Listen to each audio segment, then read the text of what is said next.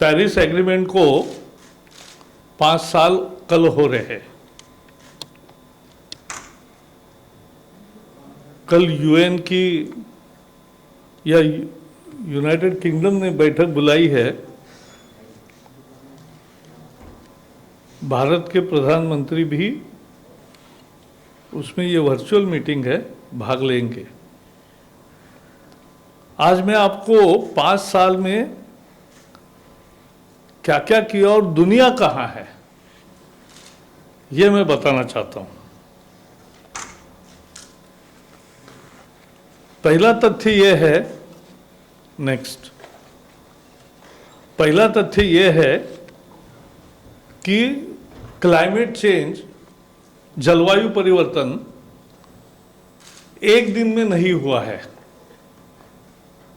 100 साल जो green house gases हवा में छोड़े गए हैं, उसके आधार पे आज की जलवायु परिवर्तन है, climate change. So climate change is not one thing that has resulted because of recent actions. It has the historical actions. And who is historically responsible for? That is this chart. USA has 25% of historical emissions, 400 billion tons. Europe has 22% of historical emissions. China has 13% of historical emissions and India has only 3%. तो भारत केवल 3% historical, जिसके कारण आज climate change हुआ है, उसमें भारत का योगदान केवल 3% है। तो इस समस्या को भारत जिम्मेवार नहीं है, लेकिन फिर भी एक जिम्मेदार देश के नाते हम इसका जो उपाय करना है उसमें शामिल हुए हैं।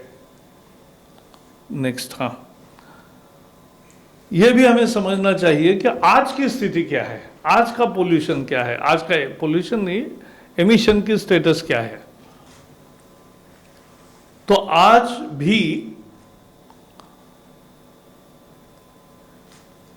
यूनाइटेड स्टेट्स का 15.5% है, 15.52%.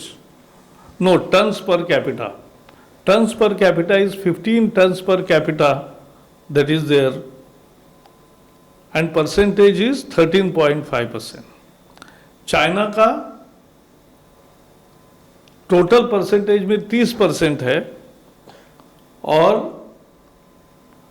पर कैपिटा में 8 टन है, लेकिन भारत का,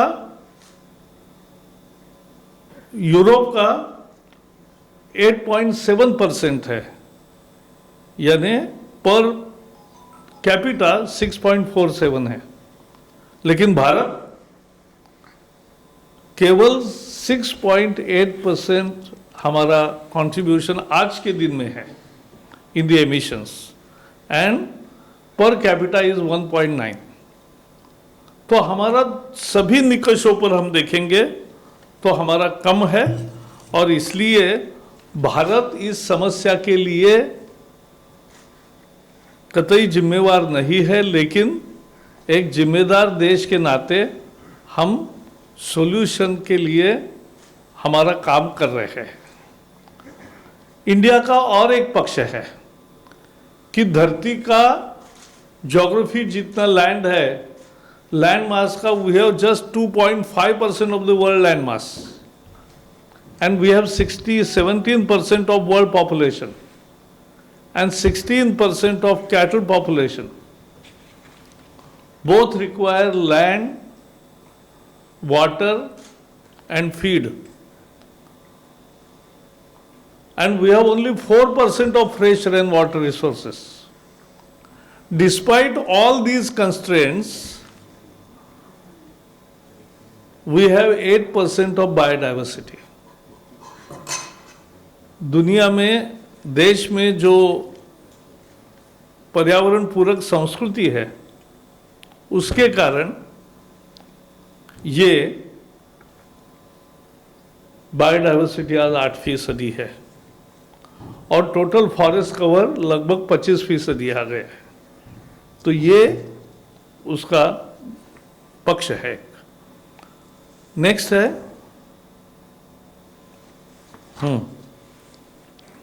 जो हमने एनडीसीज लिए, nationally determined contributions, Paris agreement में 5 साल पहले 12 तारीख को हमने जो मंजूर किया था वो क्या था? वो ये था कि हमारी emission intensity of GDP will be reduced by 33 to 35%. This was a huge commitment. And I am happy to say that we have already achieved 21%. So remaining 12-13% we'll achieve in next 10 years. Because Paris Agreement 15 में हुआ, लेकिन अमल अभी 21 से शुरू होगा। तो from 1st January 2021 this will start. और इसीलिए ये एक पहलू है। वी हैव सेकेंड टारगेट था कि we will have electrical power install capacity mix of 40% through renewable by 2030। और आगे बताऊंगा प्रधानमंत्री मोदी जी के नेतृत्व में जिस तरह से हमने सोलर अलायंस का कार्यक्रम किया, जिस तरह से नवीनी ऊर्जा तैयार की, उससे हमें बहुत बढ़त मिली है। फिर तीसरा हमारा टारगेट था कि हम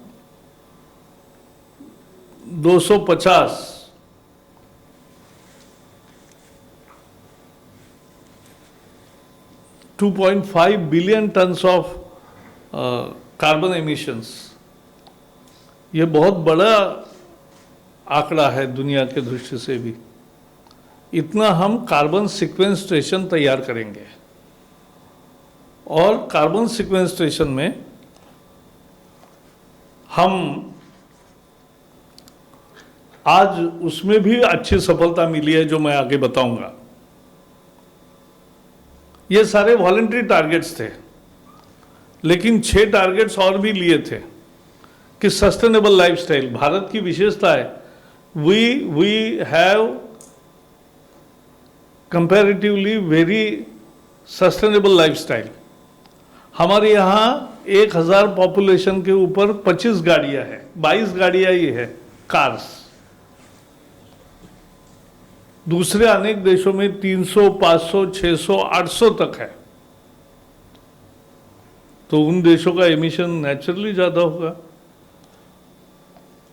ऐसे हर विषय में हमारे यहाँ एक गरीबी के कारण और दूसरे हमारे जीवन मूल्यों के कारण हमारी लाइफस्टाइल सिंपल रही है। यूज एंड थ्रो वाली पद्धति हमारे यहाँ ज़्यादा नहीं है, यूज एंड यूज वाली थियरी है।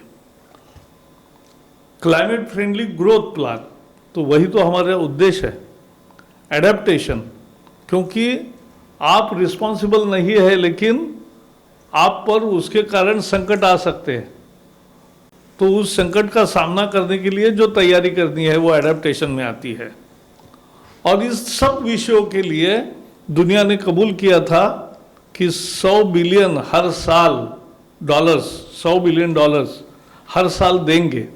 लेकिन अब $1 ट्रिलियन से ज़्यादा हो गया, 1100 बिलियन डॉलर का बात हो गई 11 साल में, लेकिन उतने पैसे कहीं नहीं आए हैं।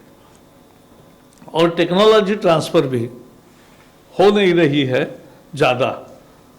टेक्नोलॉजी आ रही है, लेकिन टेक्नोलॉजी प्रॉफिट के साथ आ रही है।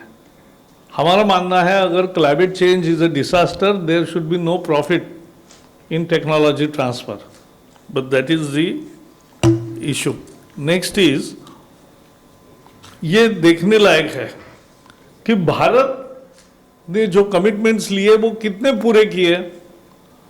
तो probably we are the few countries who are, last column जो है, which is Paris agreement compliant, यानी our actions lead to maximum temperature rise of 2 degrees to be achieved by 2100, year 2100. So India, Costa Rica, Philippines, Bhutan, Morocco और Gambia है, यानी बड़ा country तो भारत ही है। एकमात्र बड़ी कंट्री है G20 का एकमात्र कंट्री है कि जो 2 डिग्री कंप्लायंट है। जिनका कम है उसमें यूरोप है, कनाडा है, ऑस्ट्रेलिया है, नॉर्वे है, स्विट्जरलैंड है, ब्राज़ील है, मेक्सिको है, पेरू है, न्यूजीलैंड है, बहुत सारे देश हैं। और जिनका बहुत ही ज़्यादा है कि 4 डिग्री बढ़ेगा जिसके कारण जलवायु परिवर्तन में, वो है China, Japan, Indonesia, South Africa, UAE, Chile, बाकी बहुत सारे देश है, वो आपको हम दिखाएंगे बाद में। नेक्स्ट, ये बहुत इंपॉर्टेंट इशू है एक कि 4 रिपोर्ट्स आए हैं। चारों रिपोर्ट्स ने कहा, पहला रिपोर्ट है climate transparency report 2020 and that has given that India is the only G20 country to meet its commitments. तो जो हमारे कमिटमेंट है वो सीधे तरीके से ओनली 20% हम G20 के में केवल एक देश है कि जो इसने किया, इसका ये सर्टिफिकेट है। दूसरा है क्लाइमेट एक्शन ट्रैकर। इन्होंने कहा है कि जैसा मैंने अभी दिखाया कि 2 degree compliant, we are the one of the few countries which are on target and which their implementation of NDCs is on 2 degree compliant. नीचे है यूनेप का परसों ही रिपोर्ट आया है, United Nation Environment Programme, UNEP. तो UNEP का emission gap report आया है। उस एमिशन रिपोर्ट में रखा है कि एमिशन ग्रोथ भारत में बहुत कम है और पहले जितनी होती थी कम है, क्योंकि हमारे एमिशन इंटेंसिटी रिड्यूस हुई है। हमने क्लीन एक्शंस लिए हैं, हमने कार्बन सिक्वेंस्ट्रेशन तैयार किया है, इसलिए हमारे कम हुए हैं। ये यूनेप का रिपोर्ट भी बताता है। फिर चौथा रिपोर्ट है क्लाइमेट चेंज परफॉर्मेंस इंडेक्स, और उसमें भी India is among 10 high performers rated very high of their well below 2 degree compliance. तो ये भारत ने काम करके दिखाया है। तो वी आर, कितने हम जिम्मेवारी से काम करते हैं, though we are not responsible for the climate change.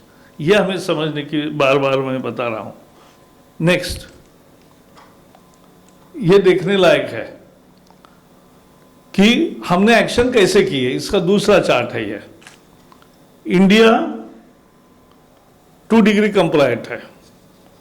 अगले जो 4-5 देश है, चिली, नॉर्वे, ऑस्ट्रेलिया, न्यूजीलैंड और यूके, ये 3 डिग्री कंप्लायंट है, यानी 3 डिग्री उनके एक्शन के कारण टेम्परेचर में राइज होगा। और जो हाईली इनसफिशिएंट है वो है जापान, रशिया, जर्मन और यूएसए। ये देश 4 डिग्री बढ़ेगी उनकी अगर एक्शंस आज जैसी ही रहेगी, if their pace of work on environmental front remains constant as today, the world will witness 4 degree rise in temperature at the end of the century. तो इसलिए हमने क्या क्या काम किए। प्रधानमंत्री नरेंद्र मोदी जी के नेतृत्व ने एक तो इंडियन सोलर अलायंस तैयार किया, 60 से ज़्यादा देश उसमें शामिल हुए, और ये इंडियन सोलर एजेंसी बहुत सफल रही। एक लीड आईटी है। लीड आईटी का मतलब है कि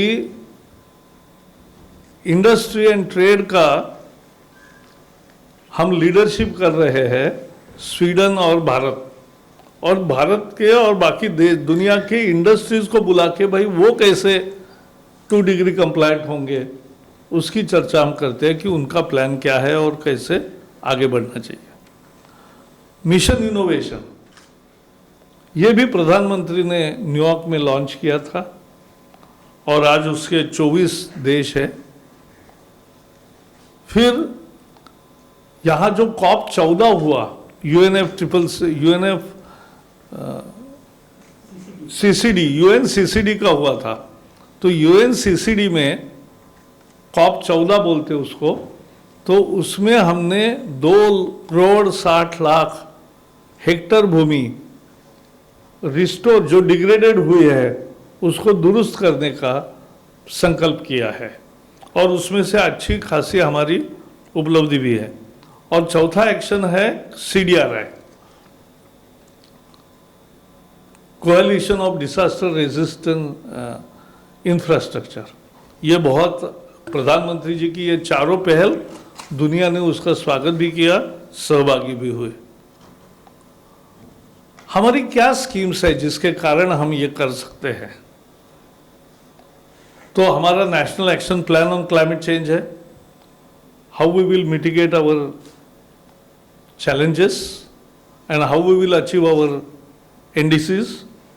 दूसरा नेशनल क्लीन एयर प्रोग्राम है।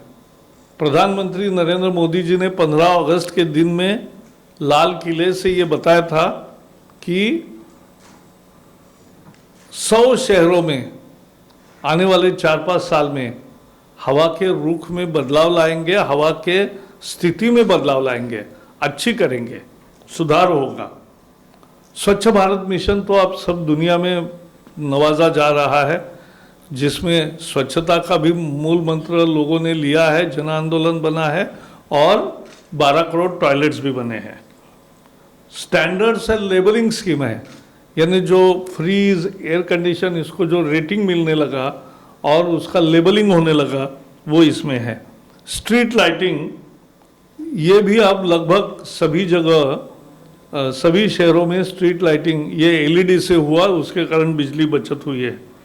भारत स्टेज 6 में हमने प्रवेश किया है, तो उसका भी परिणाम है। इलेक्ट्रिक मोबिलिटी, हमारे आज लगभग 3 लाख वाहन इलेक्ट्रिकल हो गए हैं और ये निरंतर बढ़ते जाएंगे, यह हमें विश्वास है। उज्ज्वला योजना में 8 करोड़ से ज़्यादा गैस दिए हैं। ग्रीन हाईवेज मिशन में हज़ारों किलोमीटर के जो हाईवेज बन रहे हैं वो ग्रीन बनेंगे, ऐसी उस विभाग की योजना है और उसका मॉनिटरिंग भी हो रहा है। बायोफ्यूल्स की पॉलिसी बन गई। आपने यहाँ बायोफ्यूल के आधार पे एक हवाई जहाज दिल्ली से देहरादून उड़ा और देहरादून से यहाँ आया, तो ये हो सकता है, बायोफ्यूल पर हवाई जहाज भी चल सकता है प्रदूषण के बिना और एमिशन के बिना, यह हमने दिखा दिया। रिन्यूएबल परचेज है, ऑब्लिगेशंस है, तो जो रिन्यूएबल तैयार होती है, नवीन ऊर्जा, सोलर हो या विंड हो, वो मिलेगी, ऐसा व्यवस्था है। फिर national adaptation fund for climate change है। फिर नेशनल कूलिंग एक्शन प्लान है, हमने सबसे अच्छी तरीके से मॉन्ट्रियल प्रोटोकॉल को पालन किया है। नमामि गंगे प्रोजेक्ट है, वो भी गंगा की सफाई करनी है और उसमें आने वाली सारी गंदगी रोकने का काम बड़े पैमाने पर हो रहा है। Perform, achieve and trade system से इंडस्ट्री को लाभ हुआ है। नेशनल एग्रो फॉरेस्ट्री पॉलिसी से किसान ज़्यादा पेड़ अपनी मेड़ पर लगाए, ये काम शुरू हुआ है। ज़ीरो इफेक्ट ज़ीरो डिफेक्ट, ये प्रधानमंत्री की नारा था और सभी इंडस्ट्री ने उसको काम उस पर शुरू किया। Unnat Jyoti affordable, LED for all, 36 crore से ज़्यादा LED बल्ब आज लग गए हैं और वो सस्ते भी मिले हैं और उससे बहुत मात्रा में बिजली की बचत हुई है। कार्बन एमिशन का मुख्य स्मार्ट सिटी मिशन है। स्टील स्क्रैप रिसाइकलिंग पॉलिसी है। एनर्जी कंजर्वेशन बिल्डिंग कोड है। नेशनल अर्बन लाइवलीहुड मिशन है। तो विभिन्न कार्यक्रमों के द्वारा भारत ये कर रहा है। अब रिन्यूएबल एनर्जी में ये देखो, भारत के जब प्रधानमंत्री जी ने नारा घोषणा की कि we will achieve 100 gigawatts of 175 gigawatts of renewable energy, सारा विश्व दंग रह गया कि कैसे होगा और किसी ने इतना टारगेट नहीं लिया था, लेकिन हमने लिया और सोलर एनर्जी में, रिन्यूएबल एनर्जी में 226 50% बढ़ोतरी हुई 5 साल में, और आज लगभग 90 यानी 90,000 मेगावाट, ये 90,000 9,000 90,000 गीगावाट, हाँ, तो ये हुआ है। इसमें सोलर पावर अब 36 बन गई है, जो केवल 3 भी नहीं थी, वो 36 गीगावाट बन गई, 3600 मेगावाट बन गई। फिर विंड पावर जो है वो 38 गीगावाट हो गई। बायो एनर्जी 10 टारगेट था, 10 हो गया। स्मॉल हाइड्रो में 5 था, लगभग 5 हो गया। तो ये हम टारगेट एक के बाद एक सफल कर रहे हैं, और ये हमारे टारगेट प्रधानमंत्री ने तय किया 2022 तक हम कंप्लीट करेंगे, होगा। तो ये एक बहुत बड़ा रिन्यूएबल का मुद्दा है। नेक्स्ट, हमारे नॉन फॉसिल फ्यूल जो टोटल रिन्यूएबल है उसका शेयर आज एनर्जी मिक्स में 37% हो गया है। That's a landmark achievement. And super critical thermal power plant से avoided 7 million tons of CO2 equivalent, ये एमिशन हमने बचाया है। पैट स्कीम से 92 मिलियन टन्स CO2 बचाया है। 36 करोड़ LED बल्ब से 38 million tons of carbon dioxide बचा है। फेम में हमारा जो 3 लाख गाड़ियाँ आई है सड़क पर, उससे 164 मिलियन किलो CO2 बचा है। Leap frogged from Bharat stage IV and Bharat 6 में आ गए, तो उसका भी फायदा हो रहा है।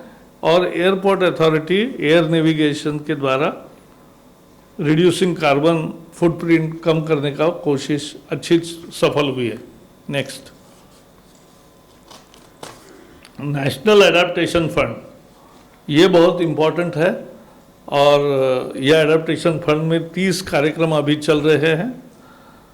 फिर 1 करोड़ हेक्टर पर डिग्रेडेड लैंड रिस्टोर्ड हो गई है, 2.6 करना है, तो बाकी भी 10 साल में हम पूरी करेंगे, यह हमारा पूरा विश्वास है।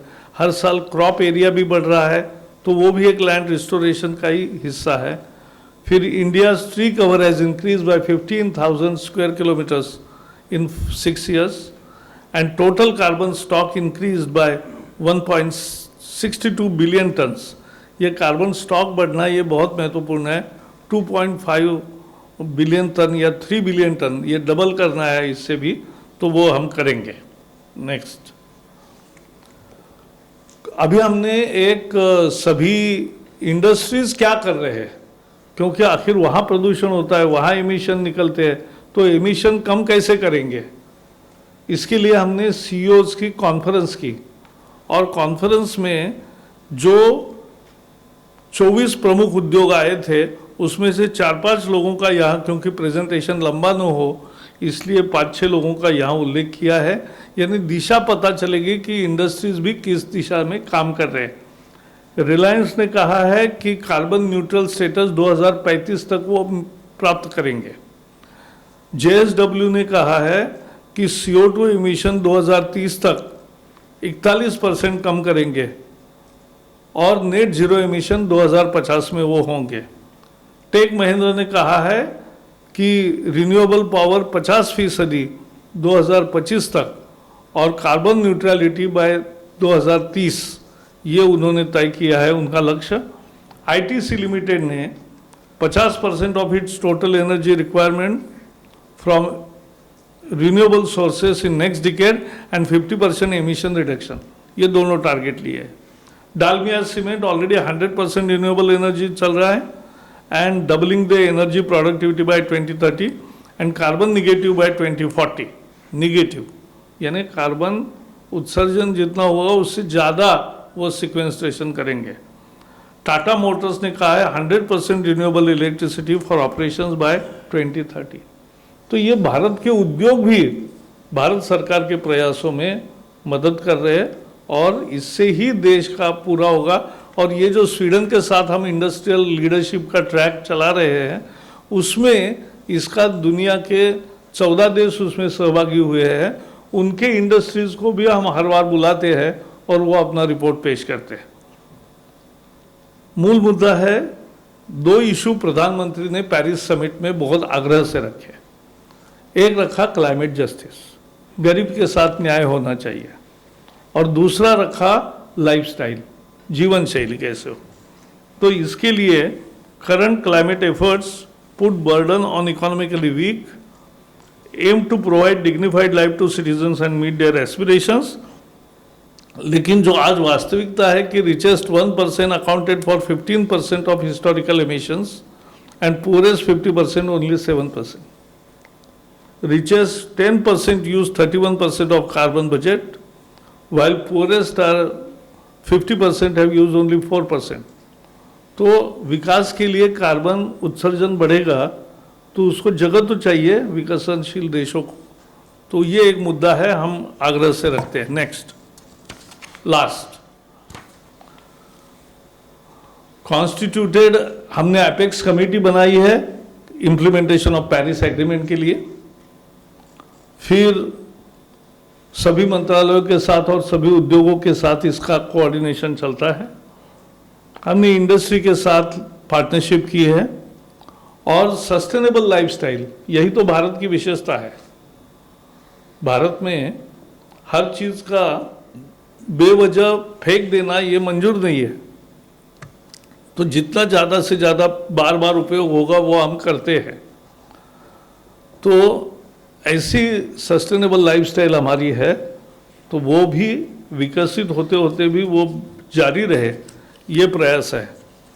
मुझे जो प्रेजेंटेशन करना वो इतना ही था, 15 स्लाइड से किए हैं और पूरे विषय को आपके सामने रखा है कि भारत ने, I can say in the sum up that India, दो not a cause of problem of climate change historically, where our contribution is just 3%, and even our present emission level is just 6% of the world what it emits today. But despite this, India has behaved more responsibly than many other countries in mitigating this climate change challenge, and we have walked the talk, and we have nearly achieved our targets of NDCs much before the Paris Agreement actually starts. Remaining targets we will achieve during the course of Paris Agreement till 2030 as promised. And so that's all from my side. So we will always behave internationally also responsible, but our Prime Minister Narendra Modi is providing a dynamic leadership to the cause of environment and to the action plan with huge investments made in sustainable environmental practices.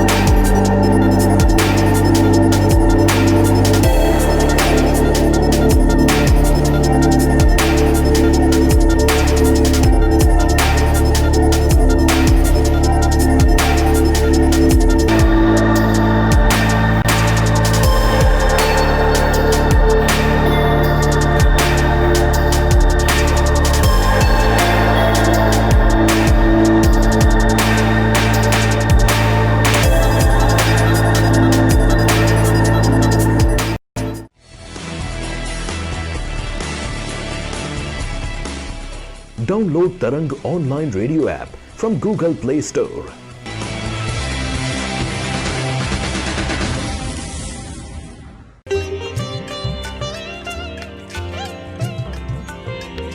You are listening to Tarang Devotional Online Radio.